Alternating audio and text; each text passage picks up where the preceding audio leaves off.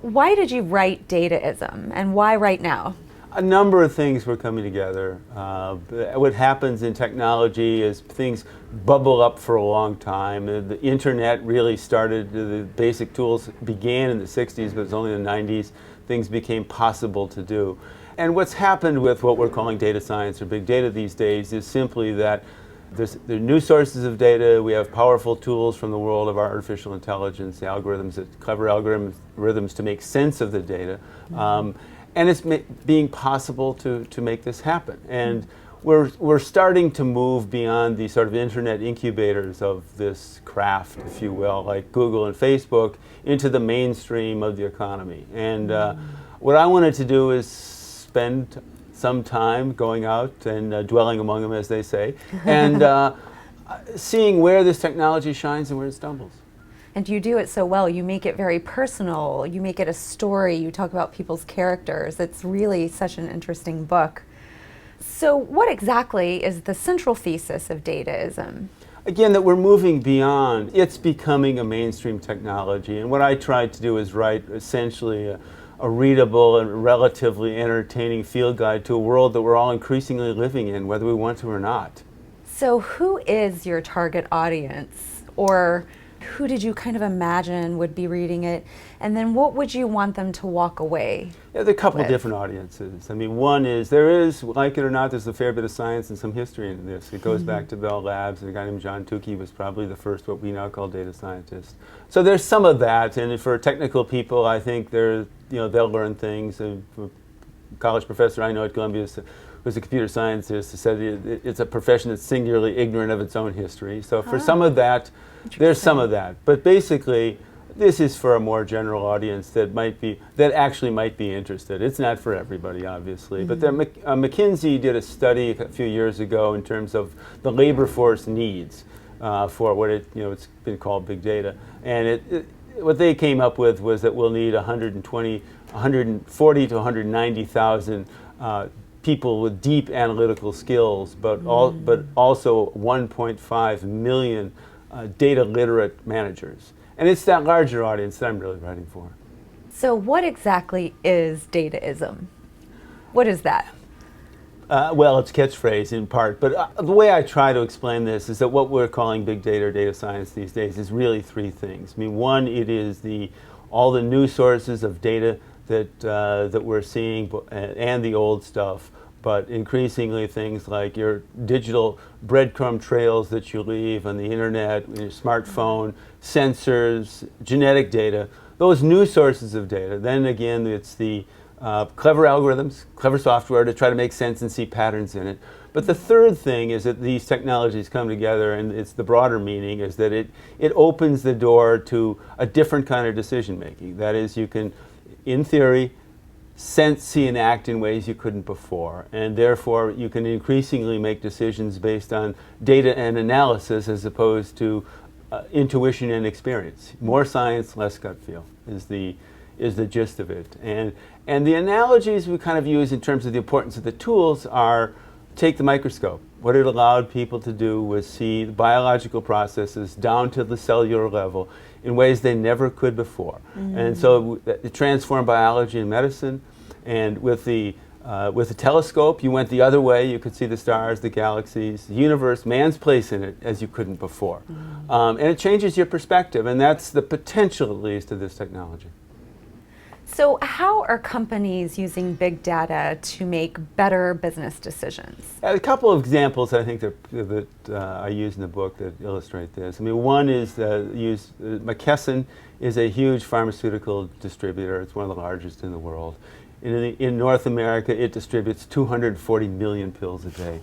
And so what it did in cooperation with IBM Research is put sensors on almost everything it did. And it distributes to 26,000 locations, pharmacies, from neighborhood pharmacies to Walmart.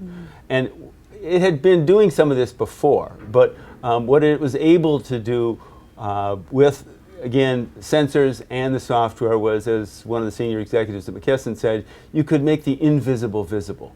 And what they did was they took out $1 billion as a result out of their supply chain at any given time. So big money savings there. Wow. On the food side, I like Gallo. in Central California. And they're doing essentially what is precision medicine for plants. And it seems like, okay, grapes, who cares? But these are perennial plants. And so the apples, almonds, broccoli, a large portion of the food basket is actually perennial. So what they have done is moved to be able to, and there's more variation in a vineyard and in fields than you think. And what they use is ground sensors and satellite pictures so they can see the differences in the plants, the canopy, and the ground. And what they do is the irrigation and the fertilizer is done kind of plant by plant. Wow. And the result was a 25% increase in productivity and higher quality of wine. What is data capitalism? It's a term I've used, but it shows what can be done broadly in terms of management. I mean, for 100 years, we've basically used financial measures, sales, inventory, profits and losses. And it's financial management or financial capitalism is useful. It's been an extremely powerful tool, but it's essentially backward looking the last 3 to 6 months. What you have with these tools is the ability to see in real time the present and to some degree predict the future. And so that most of management has been in business schools in the past has been things like A, optimization, but B, also discounted cash flows for the future. It's all financial. In the future, I think you can measure things that you couldn't before. So it will increasingly be a discussion of, what does the data tell us? Those are the numbers you'll look at, as opposed to, what do the money numbers tell us? And in theory, again, it is like the microscope, the telescope. You can see things in a way you couldn't before. And it should improve decision making over time. And you talk a little bit in the book about the old model of making a prediction first and then looking at data or whatever you had. How is this flipping the script on that? It's a data-first mentality is the way people describe it. That is, you look, what does the story that it tells you as opposed to what's your theory going in? And this is significant for science as well as business and everything else, because in the past what you've had is ideas and sparse data, and now you have an abundant sources of data to see patterns in and make discoveries with. Now the problem is, of course, there's so much of this data, there's always a pattern. Whether it's significant or not is the issue. Because there's a lot of, this technology also makes it much easier to do mischief with what I think of as the classic description of a biased fact-finding mission. I know the facts, now let's find them. You can do that with this. So you've got to be careful. Well, that leads me to the question about what are some of the dangers of big data as far as, can the government or large corporations sort of use this against people or use this to move things in a certain way? Sure.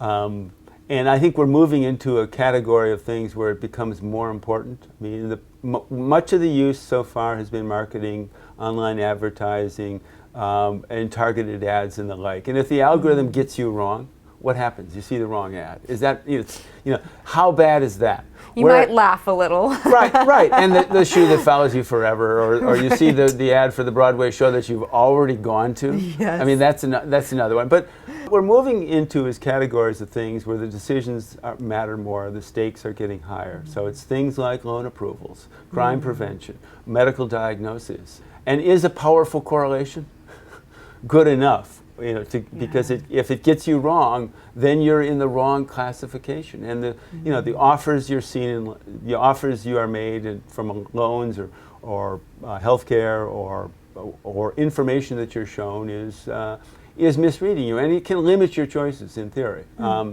Personally, and privacy, of course, is a big issue. As a second one, on that score, I don't think it's not a significant issue, but I think we have a healthy marketplace of competing interests that do this. I mean, recently the administration put out its consumer privacy bill, right, for the digital age. And both the internet companies and the privacy advocates were opposed to it. So they must be doing something right. And we've kind of been this way before. That is, at the turn of the century, meaning 1900, film cameras arrived, and suddenly people had the Brownie camera, and they could photograph people in informal positions and spontaneous activities. Whereas before, with the old kind of chemistry set, standard stuff, you had to, you're frozen like a stone statue, right, to be photographed. And people thought taking these sort of spontaneous pictures was a huge violation of privacy for a while. They're known as camera fiends. They were banned from beaches, banned from the Washington Monument for a while. But social attitudes changed, and people became more accustomed and familiar with it. And then the other analogy I think of is in the 1960s, when mainframe computers really started to be used widely. And so the government, IRS and others gathered large databases. Credit reporting bureaus gathered personal files, dossiers on people. And there's a huge hue and cry. Vance Packard was better known for going after advertising. The Hidden Persuaders did a thing called the Naked Society in 1964 when the first mainframe was introduced. And it talked about the prying eyes of big business.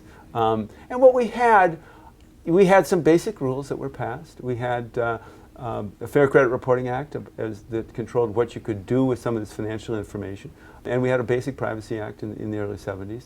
And you had rules and changing social attitudes. And I think of this as Ed Felton of Princeton is a computer security expert and has dealt in these issues for a long time. And his analogy is that, we come to an accommodation with things. It's not a solution. And we've been this way with technologies before, starting with fire. You cook your food with it or burn down your hut. Right. The automobile pollutes the air, kills people, but it's also a vehicle of personal freedom, individual movement, created regional and national markets. In the 1960s, when people had to use seatbelts for the first time, it was an outrage. It was a violation of basic individual rights.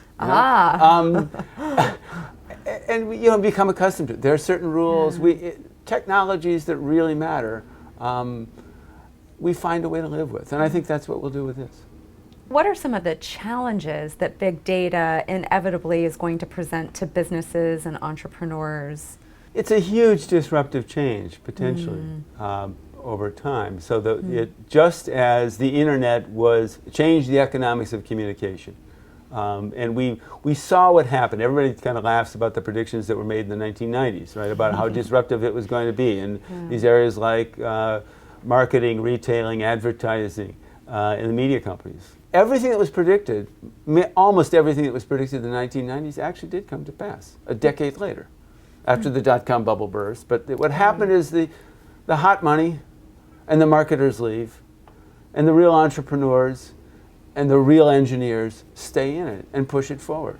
And I think that's what's going to happen here. There'll be peaks and valleys, and people will be disillusioned, particularly when you start to actually use it and try to make it work. It's tough, right?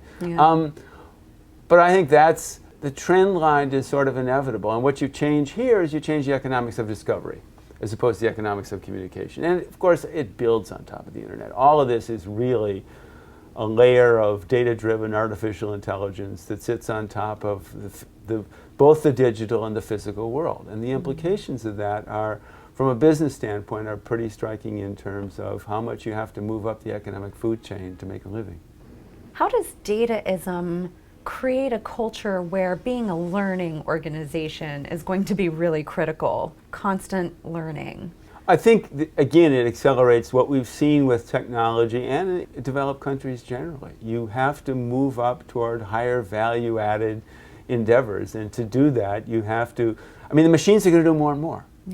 And so the people have to move up the proverbial food chain and do the higher value-added things that you get paid more for as a company and you make a living at as an individual. And it's a continuation of what we've seen for a long time, but it's different. What is a data scientist, and how would one even begin to become one? That's one of the guys out in Silicon Valley because one of the ways I tried to write this book really was try to build a narrative, and it's around one young man and one old company.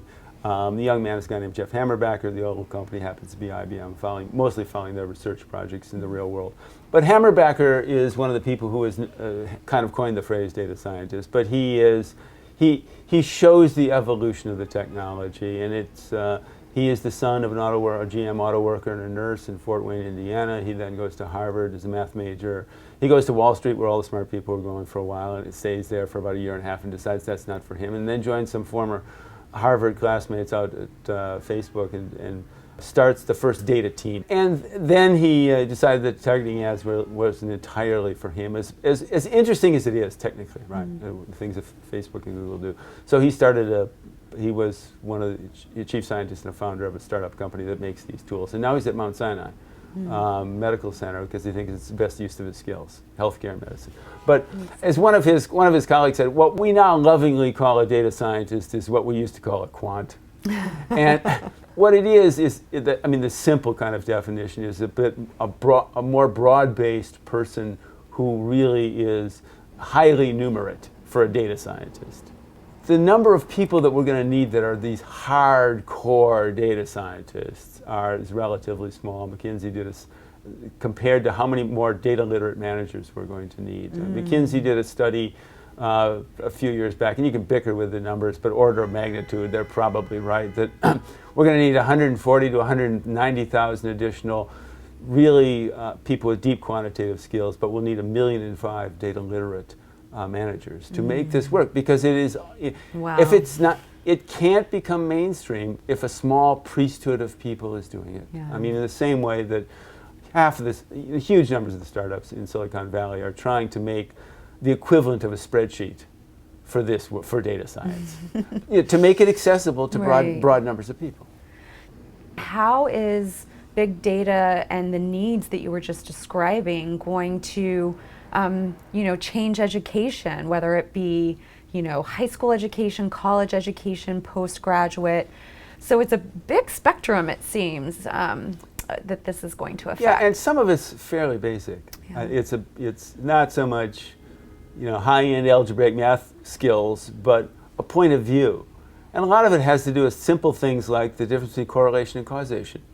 Asking the right questions. I mean, there's a correlation between two things. Does it actually cause it? Those kind of almost liberal arts skills for the STEM world are going to be more important, really, than yes, you need some, numeracy, but that's not what's going to make this an important phenomenon, or going to be able to make it happen across the economy. So are you seeing universities, for instance, start to change curriculum a little bit? Yeah, there's, everybody's got a data institute now. Really? Yeah, they're all, in this town, they're all over. Columbia started one, NYU's got one. And that's institutes are the way universities experiment, because if you make a department, it means buildings and other. So this is they're seeing what ingredients go into this mix, in the same way that, and also the traditional view, of course, is anything that's called a science isn't really one. That's what everybody said about computer science when it started in the '60s. Yeah. Interesting. Yeah, because it was a combination of mathematics and typical electrical engineering, and so this kind of doing things in a different way and melding different disciplines together is really what data science is about. So you have to have some domain expertise, but understand statistics, understand at least the basics of statistics, some computer programming, and we're seeing that. Harvard Business School, for example, I did a recent piece on business schools and talked to a professor I've known there for a long time. Said the skill set is dramatically different than it was 10 or 20 years ago. That he estimated that at least a third of the students at the Harvard Business School have done some professional programming, and more than half have STEM undergraduate backgrounds. That's a very different kind of approach. The market calls and people respond. You say that tech creates a paradox, but it's also what overcomes that paradox. What is the tech paradox? Well, there's different ones. I mean, one of them goes way back. One was called the productivity paradox, and it actually comes from the most famous line in it comes from Robert Solow, who's a Nobel Prize-winning economist.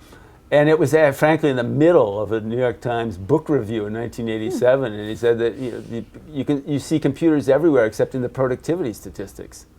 And the idea being that huge investments were made, but was it really improving things? And eventually it did. there's a lag in these things that take time, as there was. The other classic example is the electric motor. It was developed in the late 19th century and started to be used, but it wasn't until Henry Ford lashed the organizational arrangements around it, the mass production assembly line, that around electric motors, that in factories, where we really got a big productivity boost. And so what you have on the data side is you have all this data, but can you make any sense out of it? So you have a lot of raw material. And the other analogy that people use is with oil. It wasn't, the raw stuff is there, but you have to refine it to make kerosene, as they did, and then gasoline later. What's the significance of Watson and his artificial intelligence and his cognitive computing? You know, it's so sci-fi, but you talk in the book about Jenny Rometty, and she's basically staking the future of IBM on this type of technology. Watson is their flavor of this applied artificial intelligence, and it's a question answering machine at the start. And originally it was literally a machine. Now it's what they call cloud-based software, and it's moving into the world. So it's being used in medical diagnosis, Cleveland Clinic and elsewhere to train medical students. It's being used in call centers and other things. So it's moving into the real world. And one of the nice things they've done is the real issue with all this technology is, there's a decision that's made and you don't know how it's made. And there's a thing they call Watson paths, and it's particularly used for medical diagnosis, so that a doctor, what you get is probabilities. So it's, if you put in these characteristics, this medical history and symptoms and so forth, and it comes back with three probable diagnoses in order, and you see the probabilities. And so if you're a doctor, you look at one of them and you say, okay, well, I see number one, that's sort of obvious, but that's not what this patient has. Number two is really intriguing, but how'd you get there? And so these are a visual tool you can click and you can see the path of inference, the evidence behind, what the machine did. So that's a good thing. Watson is sort of at the high end of all of this. It's a real technology. It's also sort of aspirational. I mean, when you ask people, okay, where are we really going with this? The answer you get is her, the Scarlett Johansson movie, and Joaquin Phoenix, where for anybody seen it, it's this really smart, intelligent agent which finds everything for the person, but also in his case is sort of emotionally attached. So how much that happens, but very smart people, basically have said to me, that's it, and in 10 years we will have that, and that's all data-driven artificial intelligence, and faster computers. You can go out and find these things, and it isn't just find a restaurant. This is a powerful agent, and the other thing is that in 10 years we will have this, they predict. And by the way, the movie's set in 2025. So prescient. Pretty interesting, yeah. And Watson is a step toward that. Siri is part of that. Much of what Google's working on is part. I mean, there are bunches. All the big guys and a lot of startups are working on this kind of thing. And Watson is IBM's flavor of it. It's got a lot of promise. So I guess that begs the question, what is the division of labor, or how hard is it going to be to find what the division of labor should be between the computer and human experience and intuition and ways of sort of coming up with answers that might not be black and white? Yeah, if you try to go 30, 40 years into the future, you can really scare people. And it may be true. I mean, this is Ray Kurzweil and the singularity that, the crossover comes and the machines are smarter than the people, actually. We're nowhere near there yet. I mean, the analogy that's used is an intelligent assistant. And the point to make, I think, about experience and intuition is that at its best, it's really a human being synthesizing a lot of data that we can't put a crisp number on.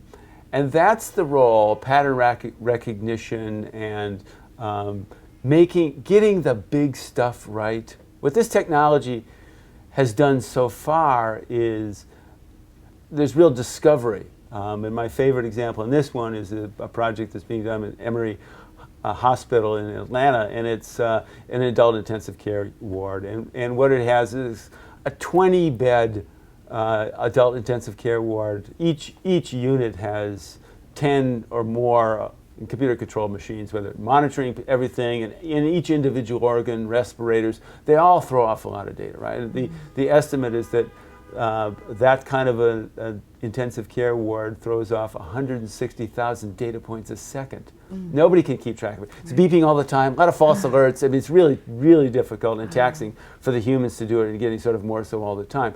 And so what they've worked on is the equivalent of GPS system. I mean, what happens when you're flying is the air traffic control person can see, and it's a visual, you see a thing that looks like a little plane heading in a certain direction, and you see what its path is supposed to be. And if once it veers off, you see it's off trajectory. And, you know, then they talk to them, and unless there's some sort of disaster, they get back on the correct path. And you want that early warning signal, that GPS, telling you that patients are getting off trajectory, you know, headed for trouble, and be able to respond, you know, in an hour or two more quickly than you probably otherwise would. And that's sort of life-saving. You know, that's really significant. But much of the rest of it is this sort of optimization. You know, you do a lot of things a little bit better, which is great. And spread across the whole system, it's really important. And I'll digress further. I mean, I was foreign correspondent for 10 years for the Times. Tokyo, Manila, London, bunches of places in between. But in the early 90s, this is when we were really concerned about Japan, and particularly their auto industry. And it was a time when General Motors was installing a lot of robots. That was what they thought was going to be the answer. I remember going down to the Toyota factory in Nagoya. It's a grimy hellhole. But the tool and die change that used to take 47 minutes now took 13 minutes. They had figured out how to do that. You spread that across the whole system, and you have lean manufacturing.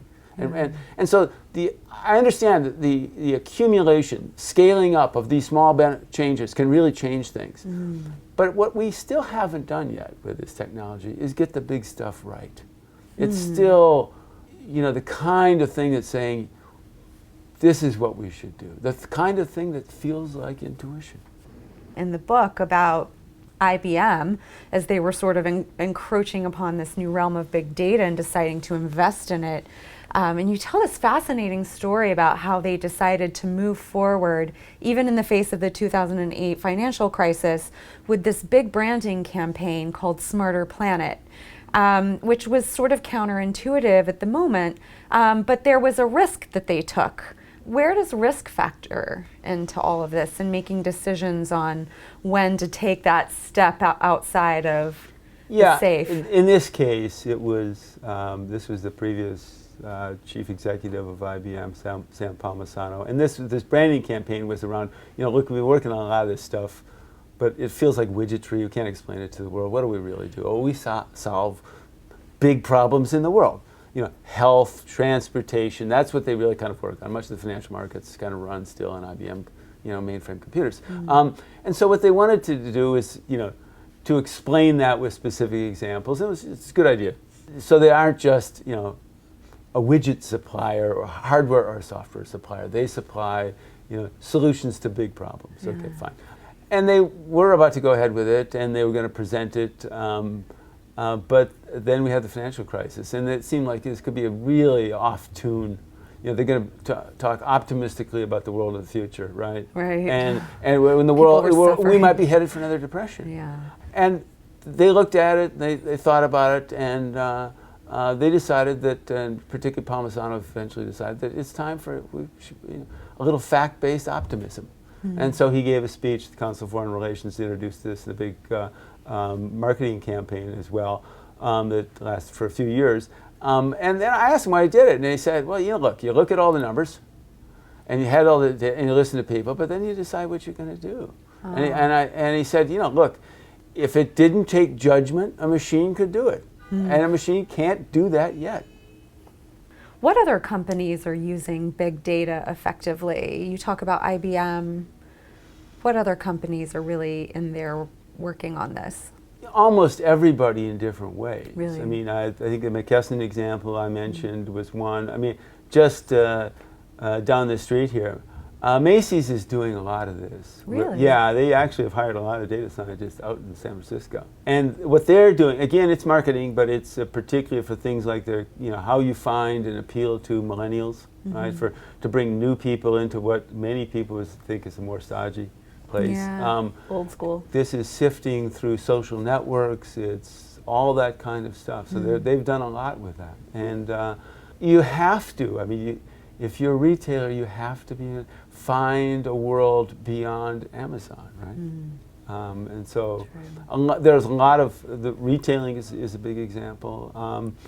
A lot of startups are working on alternatives to banking and lending and consumer lending. We have a huge, I mean, many of them are applying data science to consumer loan decisions. And this is sort of just starting, but it's getting underway. And the idea, of course, is that the basic tenet of banking is know your customer.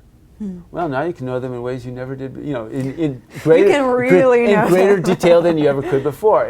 And you kind of sort through the signals as to what to tell you, and you test to see whether they pay back or not. And so the appeal of this is, in particularly, they're underserved immigrant.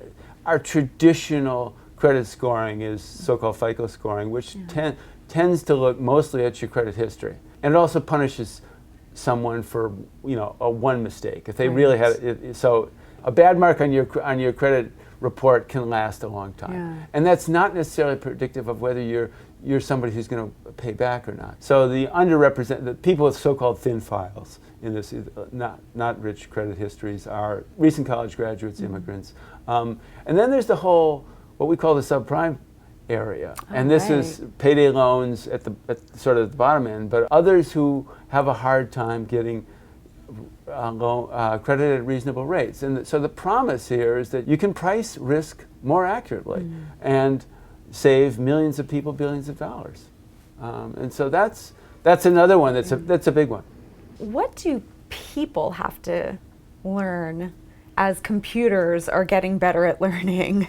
Because you talk about computers that can actually learn themselves. So what do people have to learn?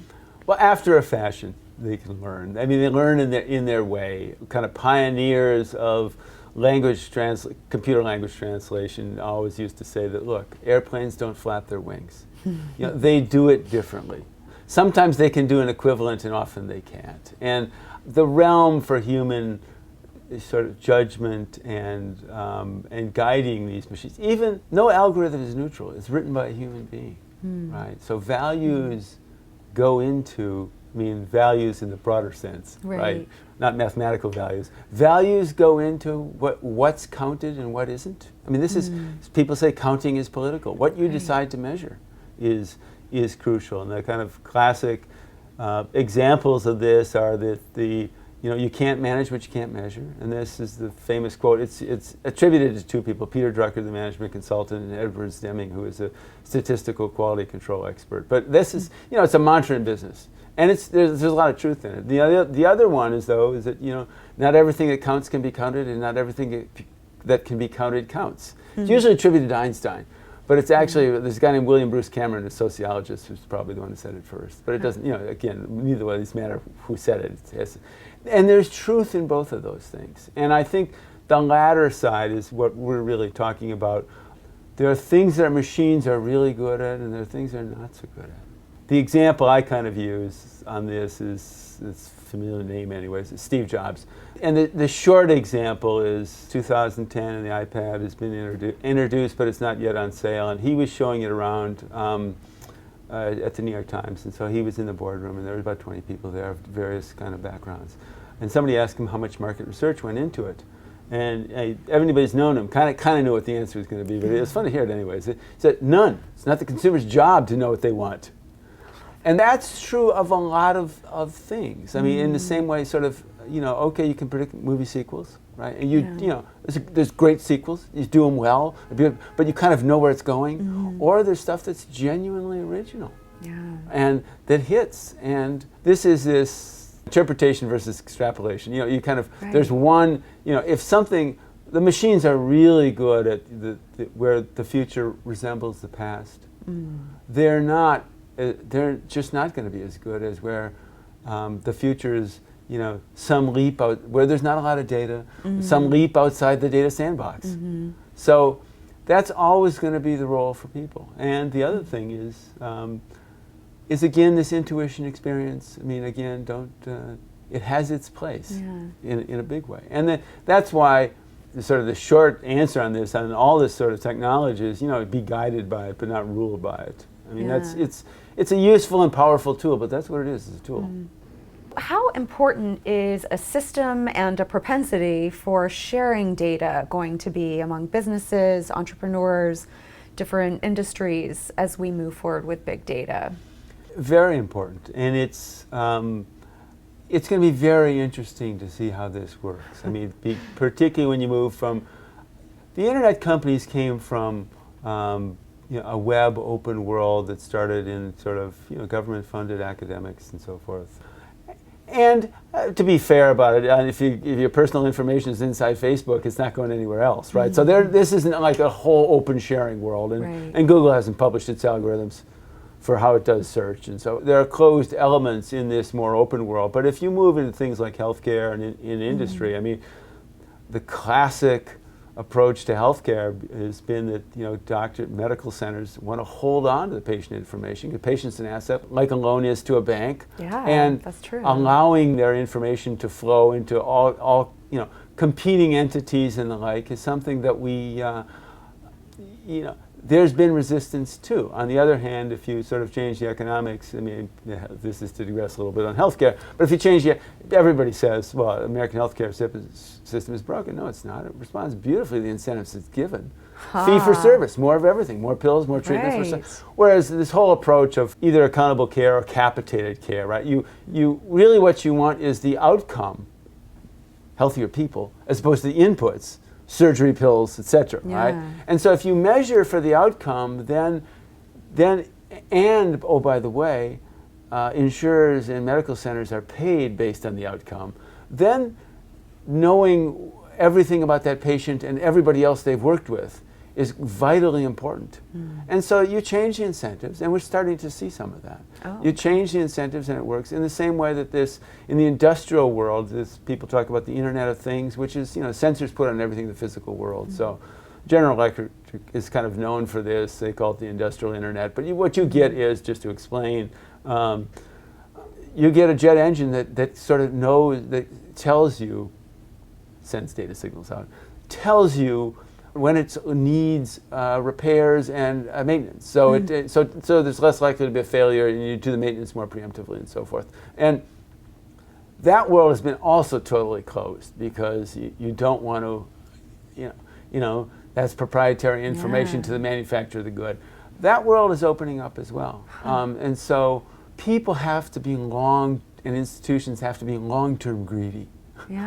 As opposed to short-term greedy. And it started back to the internet. Tim Berners-Lee, I mean, I've interviewed him years ago, early on after he's the guy who did the basic protocols, the basic elements of the World Wide Web, what you see in the box, the so-called URL, and the linkage for how web pages connect, hypertext transfer protocol it's called. But anyways, so he did this, and he's English, but he's now at MIT, but he did this at CERN, the big physics lab in Switzerland, and he came up with this, and he said he thought long and hard about how to commercialize it.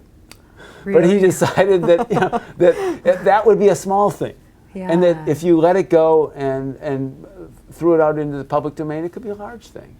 And look at the economic benefit and generate. And by the way, he's got a very nice job at MIT. So he's doing okay. Yeah, he's fine. He's fine. Has won some science prizes and things. So it's probably better off than he would have been otherwise. I mean, I think everybody is better served, and that sort of principle, I think, is what you're going to see more and more. And what happens is people decide they're going to compete on different terms. I mean, the analogy here would be open source software. And there's a thing called Linux, which is a software operating system, right? Which is open source. And these were operating systems, and it's frankly what's used in most data centers around all of Google's, all Facebook's. I mean, everybody's running some flavor of Linux, right? And so they decided that we weren't going to compete based on this low-level thing. We're going to compete somewhere else. And I think that's when you open it up. That becomes a commodity. The things you build on top of it, you get paid for. And I think you'll see that. How will big data affect L&D and corporations and learning and development in different businesses?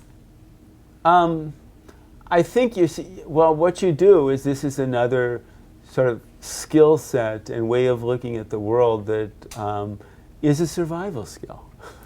And so you have companies, I mean, the ones that are intelligent, doing this all the time. You have, working a lot of online training and things that try to give people a sense of how to do this, how to work with these things. And individuals, people have done and have made these continuing investments in themselves to make themselves more employable. And you're seeing real evidence of it working. I mean, you go to San Francisco, it's an incubator for it, but you go around here too.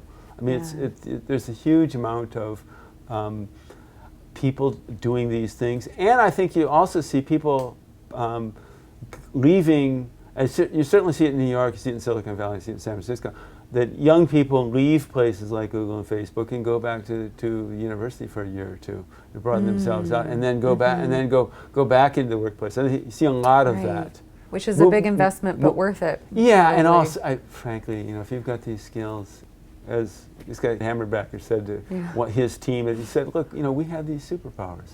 We should use them for good. I mean, they'll always make a living, whether they'll make a killing or not, another thing. But that's if you've really got these talents and you've got gumption and the other kind of things that are indicative of success. I mean, you don't live in a world of economic insecurity the way most of us do. Right. Yeah. I mean, I could tell reading the book. you leave one job, there's another one there. I mean, it's and choices are open. Yeah, most of them at the upper end, want to do things that are interesting, and so it's not, geez, thank God I got this job, I'll hold on to it forever. That's not the mentality. Yeah. Talk to us a little bit about machine learning technology. Well, and machines that learn. I mean, one of the things that's happened, because we think of this as sort of data centers and deep software and so forth, but in this, we're starting to move into the home with it, with this what people call a smart home, right? Which is these internet-connected devices in your home that, at least in theory, can save energy, be more efficient, and do kind of remarkable things. You walk in the driveway and the lights go on in your house because they sense that your smartphone, which you're carrying with you, communicates by so-called near-field communication with the house, with these lights that are intelligent, right? So, and people see huge, potentially 30 to 40%. Energy is the first big savings, and the first big benefit that people are starting to see. And I mean, the kind of classic example of this is this so-called Nest thermostat, which so-called learning thermostat. It was founded by the guy who's the principal founder is a guy named Tony Fadell, who also did the iPod and the iPhone. Was one of the principal hardware designers at Apple, and then left to, made a ton of money and was tired working all the time. So he took a year off and traveled to Paris with his family, and built a new house. And while building the house, he saw how clunky these thermostats are. Yeah. And so it's just there's got to be a better way. They haven't been changed in 50, 60 years. So the Nest thermostat has these sensors. It has a sensor that sees motion near to it and then further away in the room, right?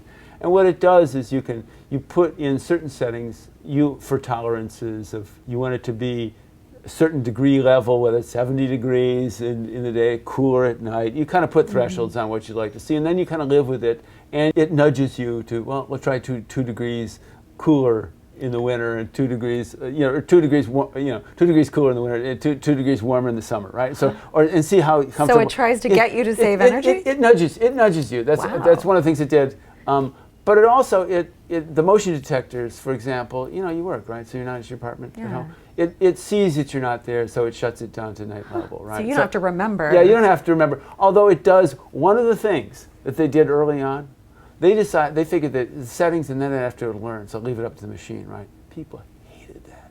Really? Yeah. Why? Because they couldn't be in control of it? No control. That was the same. I mean, the other example people use is the Betty Crocker cakes. The cakes, I mean, this goes way back, but it's the same principle, right? The original sort of,